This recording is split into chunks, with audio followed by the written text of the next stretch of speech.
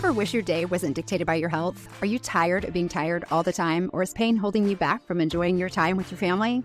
Would you like to manage your symptoms holistically, but you just don't know where to begin? I am so excited that you're here.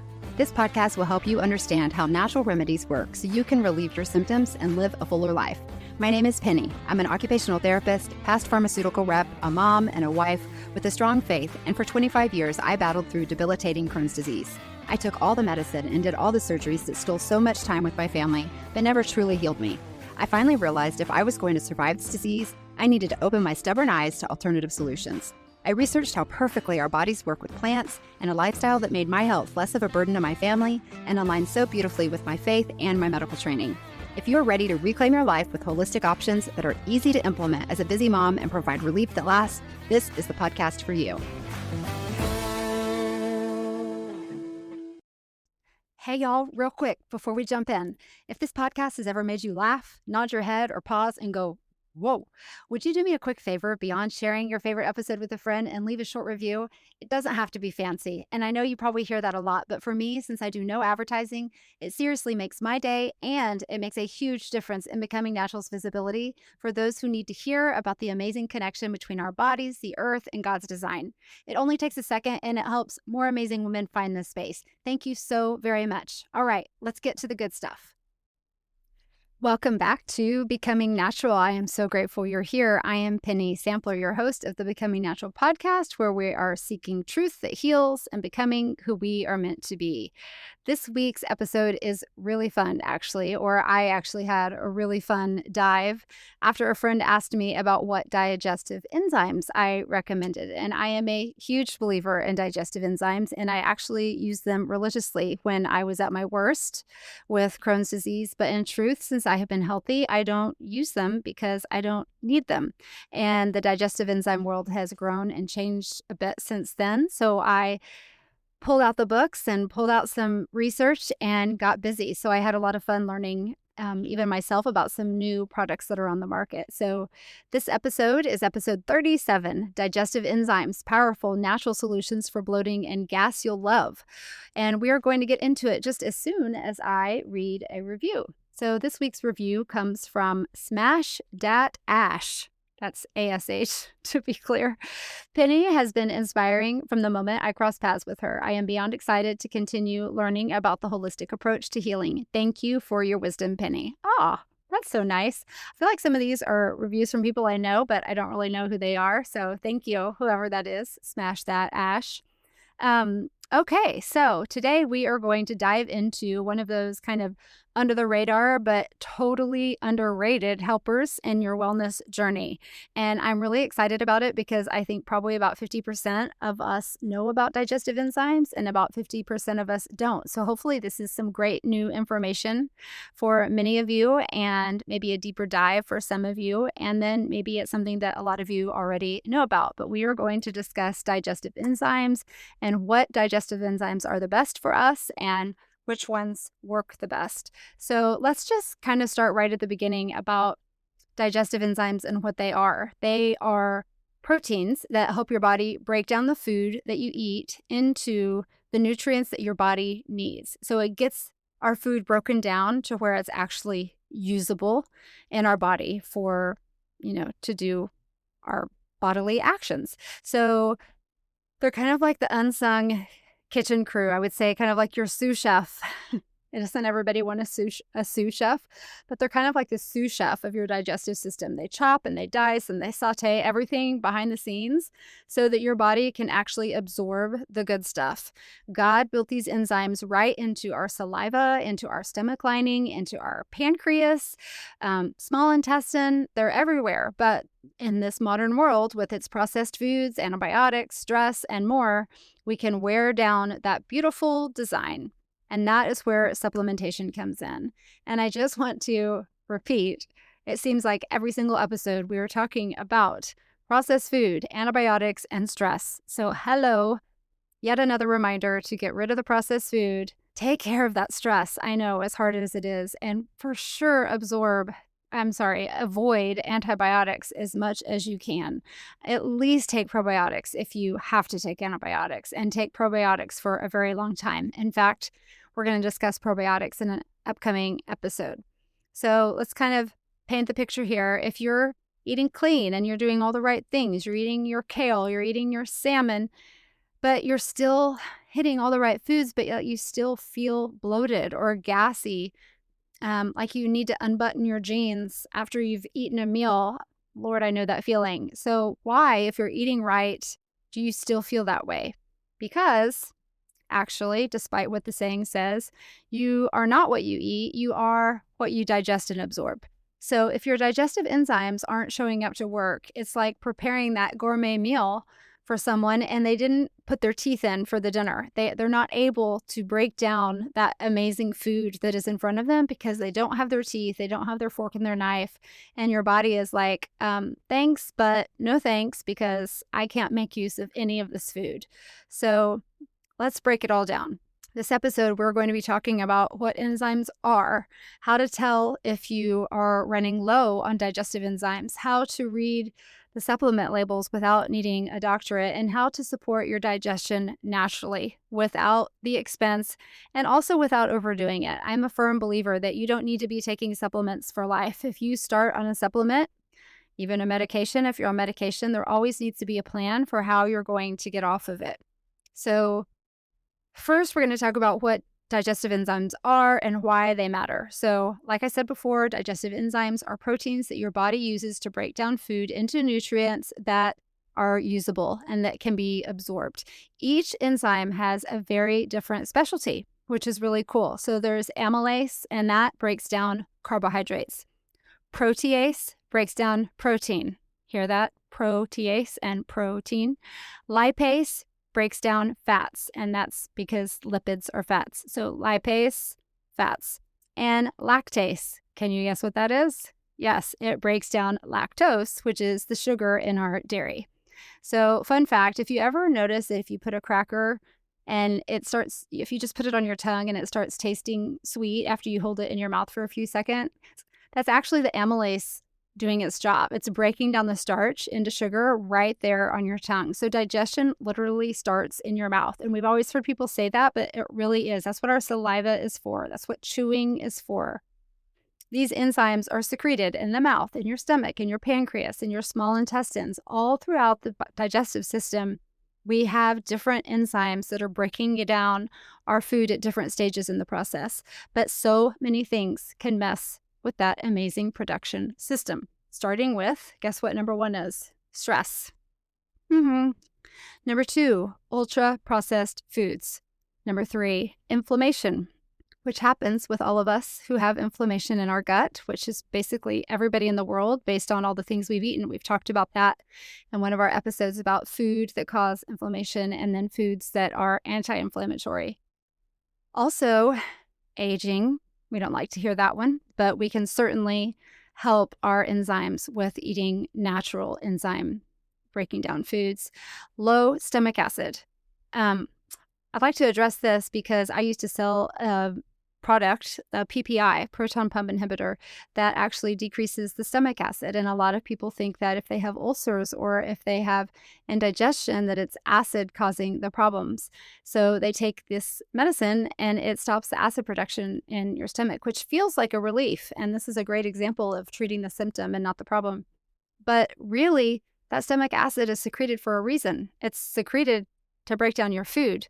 So as it turns out, after all those years of my selling this product and we told people they could, you can take it forever, it's totally fine. Well, it turns out that that's not really the case, that you actually need acid to break down your food, and people were having problems, and they've actually restricted the use of this medication to, a shorter amount of time, because if you don't have anything breaking down the food, then you have problems further down the line because your food isn't getting broken down into usable forms of sugar. It's amazing how that works. So the other thing that can cause a problem in the system is different medications, like I said, antacids or birth control. So digestion is considered what we call parasympathetic. It is a rest and digest process. If you're shoving down lunch and your enzymes are basically like saying, call me back when you're calm, I can't do this. Eating is meant to be sitting at a table, swallowing a bite, chewing it, That's why they used to say, they always said, put your fork down before you take your next bite. Taking time to eat, it's not, as my boys would say, it's just etiquette, Mom. It is not just about etiquette. It is actually about our good health. So taking time to eat so our nervous system is peaceful. There is certainly a brain-gut connection. We all know it, and it affects so many things, including your digestive process. Pretty fancy, huh? So one of the first things I always ask when I hear about supplements is, how did they do it in caveman times? How did they do it before we had these supplements that we could go buy on the shelves? So first thing, absolutely, our ancestors were enzyme savvy, and they didn't even know that they were enzyme savvy, but they had kind of deep-rooted, and I might say intuitive practices built around whole living foods, but they didn't have other options. Honestly, they didn't have processed foods. And their traditional wisdom holds so much power for us today because guess what they ate that supported their digestive system? They ate raw foods. So they had fresh fruits and vegetables. They were staples in their meals, which we have fewer and fewer staples in our meals of raw fruits and vegetables. They came straight from the earth. They were eaten raw. They were eaten right off the tree. Sometimes pineapple is huge because it has what's bromelain in it, and that is a naturally occurring enzyme. Kiwi has naturally occurring enzymes. Papaya has naturally occurring enzymes. They also ate fermented foods, and fermented foods were in cultures around the world known for their health-promoting properties, like sauerkraut, Africa, that they're African fermented millet, ancient sourdough breads even were all enzyme rich. And I think I've mentioned it before that I had problems with bread, but the only bread I never had problems with was sourdough. And there's so many things to support that sourdough bread is actually good for you. They're enzyme rich and they have lots of probiotics in them. The other thing our ancestors did, number 3, is they chewed thoroughly. Meals were slow and they were sacred. Chewing wasn't rushed. It was part of mindful eating. I love that term, mindful eating. This activated enzymes in the saliva, and it actually primed the rest of the digestive tract, saying, hello, we're going to have a big meal here. And my favorite example is after graduate school, I went to Europe and backpacked, and we had some friends of friends that lived in Brussels, and we stayed with this family for a couple days, and one day, it was a Sunday, and it was the longest lunch of my lifetime. And, as a 21-year-old, I was like, oh my gosh, that went on forever. But it was a family meal, which was amazing. We sat at that table for at least 5 hours, and everything was served to us in courses. And it was slow, and we'd eat a little bit, we'd talk, we'd laugh. They had wine, and then eat a little bit more. And it took all day long. And it was kind of funny to us, that my friend that was with me, Americans, but it really was such a super healthy way to eat. And on top of that, it promoted this family time that my kids were like, can't wait to leave the table. I don't know about y'all, but they're like ready to go, ready to do the next thing. We're just in this go, go, go mentality. But it was such a fabulous way to eat a meal. And when I got up, I was in the midst of being sick, and I remember thinking, gosh, I don't feel bad after I ate all that food over such a long period of time because we did it so slowly and it was so good for me. So another thing is eating bitter herbs and greens. Before mealtime, people often consumed wild bitter herbs like dandelion or artichoke leaf, which stimulated the digestive secretions and bile to start flowing. And that was a tradition rooted in Greek and Ayurvedic medicine. But if you start the bile and you start the digestive secretions before you ever really start eating, it actually gets the body ready to digest, and it's a much better digestive process. They also did food combining with seasonal eating. So traditional diets would honor certain food combinations that were easier to digest and followed nature's seasonal rhythm, which gave the digestive system predictable support. So if you think about it, probably, I'm assuming this, in the winter, they would eat heavier, like meatier foods because it kept them warm and they had that long digestive process, versus in the summer and you're hot and you ate lighter meals, which we tend to do naturally. But I've said it before about how I love a good steak and meat and potatoes. My doctor said, well, if you eat meat with potatoes, your potatoes are going to get digested first because they're the easiest. But then that meat just kind of sits and rots in your stomach until the potatoes are completely digested, which I know sounds terrible, but Even my husband, we talk about when we eat barbecue, we're like, we're there for the barbecue. We're not there for the fixins. So eat if you want to eat that kind of heavy food, eat just that. So your body focuses on just digesting that heavy, meatier food at first, because it's way more difficult to break down. So it's not going to leave it to rot in your stomach. They also had minimal processing. So, and our foods of people who didn't have the processed foods before us, they were unprocessed, they were unpasteurized, they were full of vitality, and this naturally preserved their enzyme content and supported their microbiome. Amazing. We get so much criticism, and we hear this thing now about pasteurized or unpasteurized milk, or cooked or uncooked eggs. I mean, I always take it back to, what did they have before we have our modern day kitchen? It can't be bad for us if people then had to eat it in a way then. So our bodies are created to take care of any other, bugs or germs in our body. And I would say that we succumb to potential illnesses like listeria or things like that when we get them, because our whole body isn't healthy and our threshold is much lower than it should be because of all these unprocessed or processed foods that we're eating and the stress and all those things. I think that our bodies could better handle the negative things that might be attached to the mentality of what we have about certain foods, if you follow my drift. So the other thing is finally that they had a rest and digest lifestyle. I love that. I'm going to take that on as my motto. Meals were slower. Like I said before, people weren't gulping food while multitasking, and it gave the body time to produce their enzymes naturally, but it also gave the nervous system rest. You don't feel like you're just in this panic and this rush, and your body is tense and tightening. Your body is actually resting and digesting, and the stress hormones are not firing, and you're actually eating and eating slowly, and how good it is for your body. I mean, you can simply imagine that. I can imagine that right now, how much better it is to sit and enjoy a meal rather than to scarf down a meal and go really fast. And it gives you indigestion. We know that.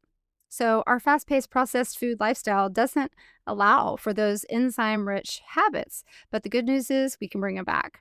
We can't always go back to maybe the open fire cooking, which I would love, or foraging for wild herbs, which I would love to, and mushrooms and all the things, but we can reclaim their wisdom. So eating more raw or lightly cooked vegetables, keep that in mind, because we can overcook our vegetables to where the nutrients have been cooked out. So make sure that you lightly cook your vegetables, bring back fermented foods, chew slowly, and sip on herbal bitters. I'm working on that. I'm going to go find that. I'm going to go find out where I can get some herbal bitters. And if you know, please let me know.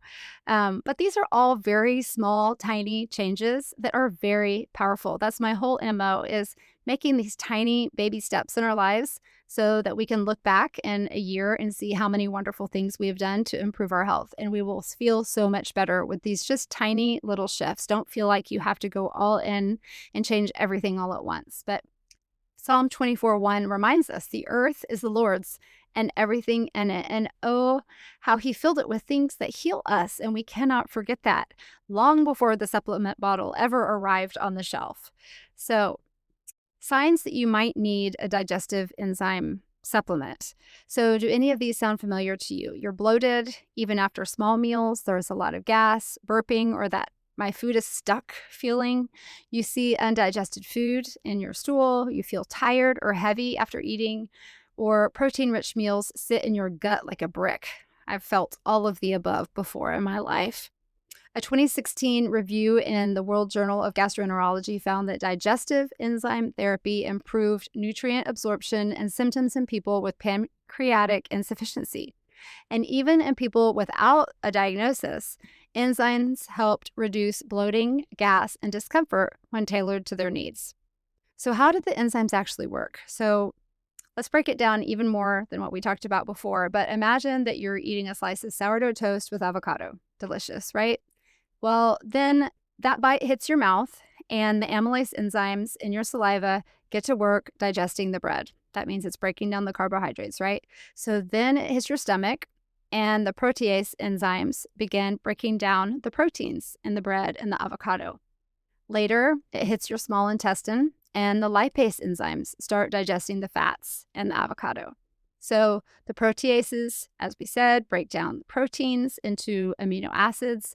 Lipases break down fats into fatty acids. Amylase break down the carbohydrates into simple sugars. Lactase breaks down lactose in our dairy. And cellulase breaks down plant fibers. So these enzymes, they act like keys. So they unlock the nutrients in your food so your body can absorb them.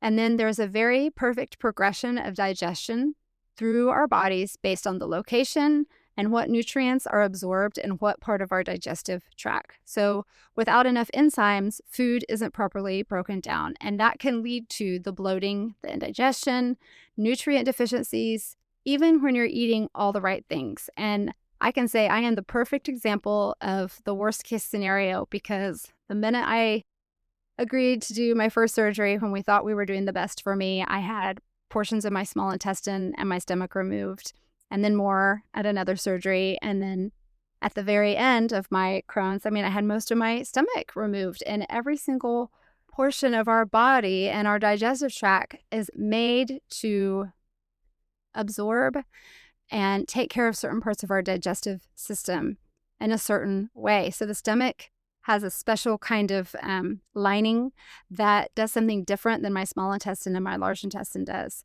and vice versa. So I'm missing a lot of that stuff, and it's really sad to think that I've taken away a large portion of my ability to break down food, and only by a miracle am I doing as well as I am today, because I have so much of my digestive tract that's missing, and I'm actually fine.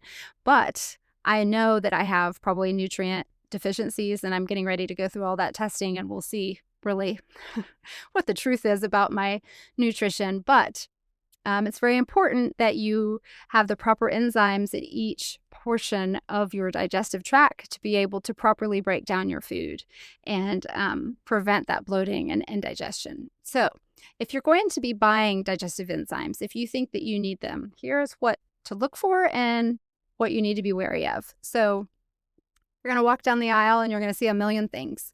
And just like I've said before, you want to make sure that anytime you are on a supplement, a medication, there is always a plan to get off of it. So it's not meant to take for a lifetime. So you want to start with a broad spectrum blend. And broad spectrum means that it has all of those different enzymes: the amylase, the protease, the lipase, lactase, cellulase. Especially on top of that, the bromelain from the pineapple, the papain from the papaya.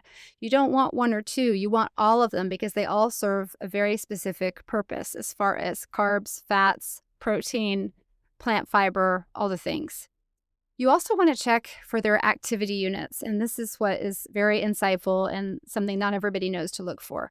Lots of times they will be labeled with just milligrams, but enzymes are actually measured in their activity units, not their weight. So you want to look for enzyme unit abbreviations. And you know what? I'll copy and paste this into the blog so that you can see what they are for a cheat sheet. But protease is measured in HUTs, and HUT stands for hemoglobin unit on a tyrosine basis. And you don't need to know what that means, but you need to know that it's measured by HUTs, and you want to make sure that your label measures that protease in HUT. It measures the activity of protease in breaking down protein using the hemoglobin as the test material. So lipase is measured in F as in Frank, FIPs, and FIP is Federation International Pharmaceutique Unit. So whatever, I'm not sure which. I think that might be French. Perhaps. I should know that. That was my high school language. Standard international unit for measuring lipase activity. So your fat digesting enzymes. Basically, how well does it break down the oils and the fats? So again, make sure that it's not milligrams. Lipase is measured in FIPs. Lactase is measured in ALUs, acid lactase units. And that measures how effective lactase is at breaking down your lactose or your milk sugar, especially in an acidic environment like your stomach, because that's a very different scenario than sitting on the counter in a glass. Amylase is measured in DUs, dextrinizing units, And that measures the enzyme's ability to break down starch, like bread or pasta, into simple sugars. If the label says digestive enzyme blend 200 milligrams without those units, walk away. Keep on moving. Find a different one. That's like ordering wine and not being told if it's red or it's white. It's just, I'm ordering wine.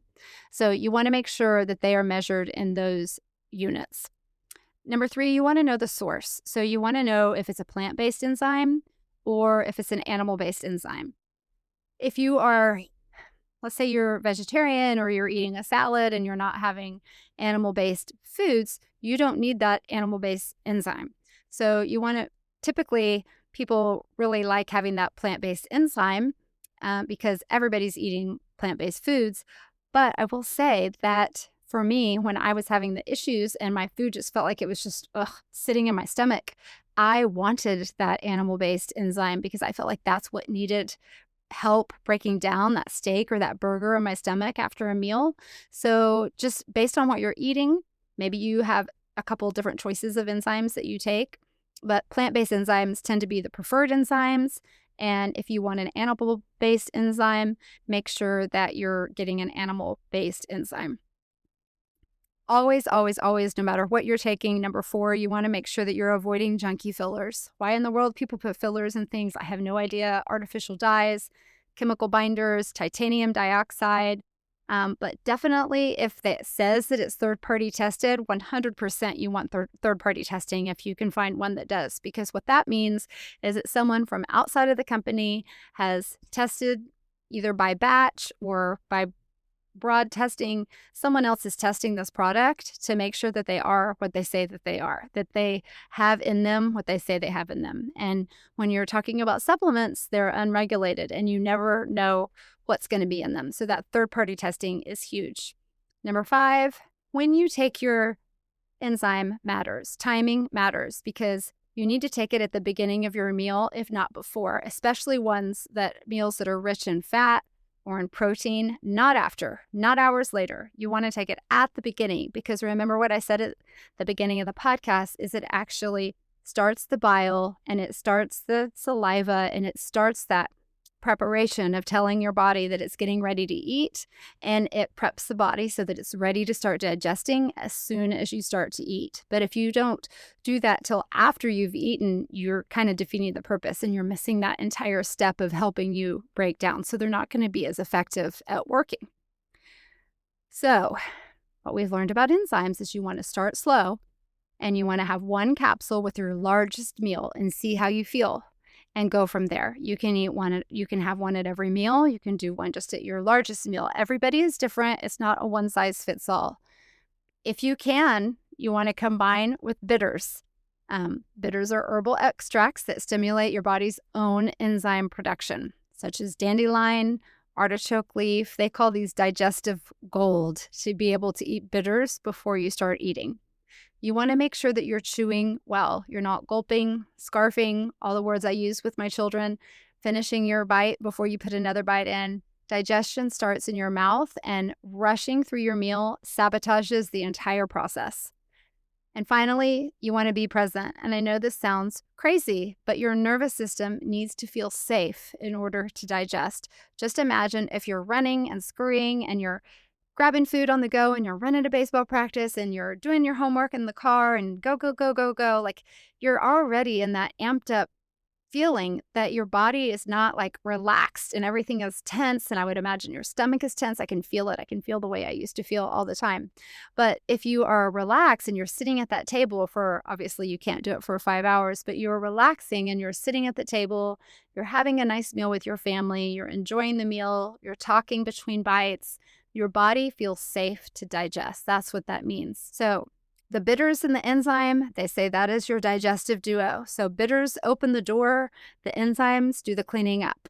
And I've had many people that have told me that they started taking their enzymes because I've recommended them to so many people with stomach issues. And they say, one patient said, I think my intestines are singing. And it's so true. That is like the perfect harmony that we want. You will feel a huge difference, and it's probably an absence. It's going to be that absence of having gas or bloating or that full feeling. You're just going to feel good is what you're going to feel. So you will notice a big difference whenever you take enzymes if you've never taken them before.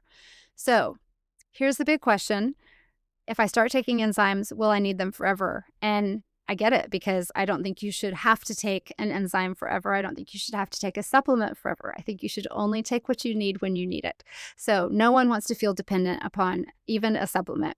So the real answer is not usually. Enzymes are therapeutic support for the here and the now. They are not lifetime subscriptions. However, everybody has their own reason for taking them. It is not a one size fits all. So when they're temporary, it's typically because you're recovering from major stress, burnout, antibiotics, maybe long-term use of antibiotics, or you have a heavily processed food lifestyle, so an overload of processed food.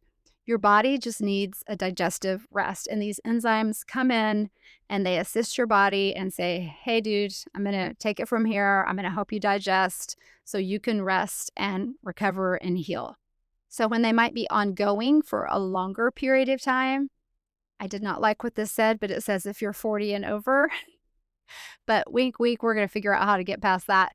But your enzyme production naturally declines with age, but that doesn't mean that you can't eat those enzyme-rich foods, the kiwi, the papaya, the pineapple, all those things that are heavy with natural enzymes. You also might have to take them for an ongoing time if you have chronic gut issues or chronic inflammation in your body. Ding, ding. Probably many of the people that I talk to, because that's where I was and where I have been. But you can determine how like I said, you're going to have this lack of a feeling, or there's going to be an absence of this miserable feeling when you start taking them. And the other reason that you might be taking them for an ongoing reason is those long-term medications that block your stomach acid. And of course, we want to make sure that you have a plan to get off those as well if you can. So it's okay if you take them, and it is okay if you get off of them and feel good for a while, and then you're like, uh-oh, I need to go back on them again. That's okay. That's what it's for. It does not mean you're weak. It means you're smart and that you're actually providing the help that your body needs, and that we're able to provide our body that kind of a help. So use them while you heal, but you don't need them forever. But you're really glad that they were there when you felt so bad. So how do we rebuild our own enzyme production so we don't have to depend on them? So it's a matter of healing our body. Number one, eat slowly and chew thoroughly. Use bitters before your meals. That makes me smile. I've got to figure out the bitters part. I know I have dandelion upstairs, so I just eat it. I'm not sure. I'm going to figure that one out, and I'll get back to you. Support your healthy stomach acid. Make sure that you're not blocking your stomach acid. It's there for a reason, and it's not meant to be blocked. So if you are blocking your stomach acid because of other health issues, get those other health issues resolved, which I'm guessing that's something like leaky gut and all the things that we've talked about before in earlier episodes about inflammatory foods and anti-inflammatory foods. You want to add enzyme-rich foods such as papaya, pineapple, fermented vegetables, things like that. Avoid chugging water during meals. Now, this is, I think, kind of funny because I need to go down this rabbit hole, which is probably not a very deep one, but I cannot eat drink cold water bottles. My stomach kind of spasms. I can feel it. And I've heard from several different people, they always ask for room temperature water, which I'm like, oh my gosh, that's what I drink. And I always thought I was weird. But apparently it is much better for your digestion if you drink room temperature water and not iced water, even though it tastes so good. But reserve that for when you're hot and sweaty. So focus on the long-term goal, being able to get back to your natural digestion whenever you heal your gut issues. So how do you know when you're ready to reduce your enzymes if you're taking them? You feel energized and you don't feel tired after you are eating. There is no more bloating or post-meal sluggishness. You have solid, regular bowel movements, and you don't have visible food in your stool. That means it's actually being broken down. I know nobody likes to look in the toilet, but having Crohn's, I had to do it and report all of those things all my life, so it's okay to look. If you can wean off your enzymes without any issues, then you're doing great, but you will always know when to bring them back. If you notice any changes for the worse, if you notice that sluggishness, the bloating, you can't button your pants, all those things, it is okay to get back on them again. You just can kind of come and go. So finally, how do you know which ones to buy? Like there's a million choices now because everybody knows how great they are. And I kind of laugh a little bit because the first time I ever heard about enzymes was some friends who took Beano. If y'all heard of Beano before, but Beano is kind of, it's not really, it is a, it is somewhat of an enzyme, but it's really, what I read about it, it's more like a Band-Aid. It's not a builder. It can stop the bloating, but don't expect it to deal with the deeper issues and the dysfunction in the gut. But you can, it says to equate it to a breath mint versus a dental plan. So I remember hearing about Beano like really early on. I didn't even know what a digestive enzyme was. But before you choose what enzyme that you want or need, there are very specific reasons that you want them. So number one, if you feel like your food is just sitting in your stomach, you want to try a formula that contains HCl. Is your food or are your issues mostly about bloating and gas? You want to look for cellulase and lactase. Are you eating a lot on the go? Ugh, story of everybody's lives, right? When you're running to practices and you're running your kids around, but choose capsules that are either chewable and that travel well or that break down really easy. And chewables actually are really good for kiddos if you want your kiddos to have one. They don't necessarily taste super bad, but it's a great way to get those enzymes in your kiddos as well. And you want broad, safe support. Just make sure that it's broad spectrum, as all of them should be. So what you want to avoid in a digestive enzyme is you want to avoid any proprietary blends that don't disclose actual enzyme amounts, just like natural flavors. Like there's always something that's hiding something. If it says it's a proprietary blend, then walk away, move on to the next one. There's plenty of choices. You want to avoid tablets with heavy binders or coatings that may not dissolve well. I guess my best example of that is back when I took ibuprofen, because I used to take a lot of it. I always loved the gel caps because I felt like the gel caps were way better than the tablets because I felt like the tablets kind of hurt my tummy. But you also want to avoid formulas with unnecessary herbs or probiotics or even HCl. If you don't need them, you don't want to take them. They are not one size fits all, just like I said. A few well-formulated digestive enzymes that support real gut function that don't have the fillers and that are clean. I'm going to read off a list, but I will also link these up in the show notes and on the blog so you don't have to take notes while you're driving or whatever. But number one, Enzymatica. Enzymatica is Digest Gold. I want to say flavor. They're kind. It's best for overall digestion and post-meal support. And it's broad spectrum. It's effective for gas, bloating, and heavy meals. Doesn't have any fillers. It's vegan, non-GMO. It's a really good one. Another one, Pure Encapsulations, Digestive Enzymes Ultra. And this is the one my friend asked me about, so she was on the right path. But it is best for sensitive systems, simple, pure formula. It's a broad spectrum. It's hypoallergenic, and there's no unnecessary binders. It's ultra clean, so there's no gluten if you're worried about that. There's no dairy, and there's no artificial anything. Designs for Health, Digestimes, they're good at supporting low stomach acid, and they're a broad enzyme support. So if you have to take a medicine that is causing you to have low stomach acid, or you feel that there's not much stomach acid in your stomach, it includes HCl and pepsin. So it also includes those full spectrum enzymes, and it's excellent for a protein heavy or difficult to digest meals. I have several other here that I will suggest and link up in the podcast, so we just don't have to go through all of them. But I just wanted to say that this has been a great episode. It was really fun to dive deep. Oh, and finally, I just wanted to repeat that there are chewables that I'll link up, and those are really good if you don't like to take pills or if you have children that need to take an enzyme, and I'll link that up as well. So if this episode helped clear up any fogginess for you about digestive enzymes, or you want to follow the show, leave a review, or share it with someone on their healing journey, I would absolutely love it. I appreciate it. I love being able to share anything that I've learned with anybody else who needs to hear it. But until next time, keep becoming who you're meant to be, because I am right here cheering you on becoming natural. Have a great week. Thank you so much for tuning in today. If you've enjoyed today's episode, hit that follow button, leave a 5-star review if you're so willing, and help spread the message of Becoming Natural by sharing it with a friend. Check out the resources in the show notes and join the email list to stay on top of all the latest and greatest happenings at Becoming Natural as we roll out exciting new things while we grow. Until next time, take those baby steps to a more natural life and always give yourself grace. Progress, not perfection, is the goal. See you next week.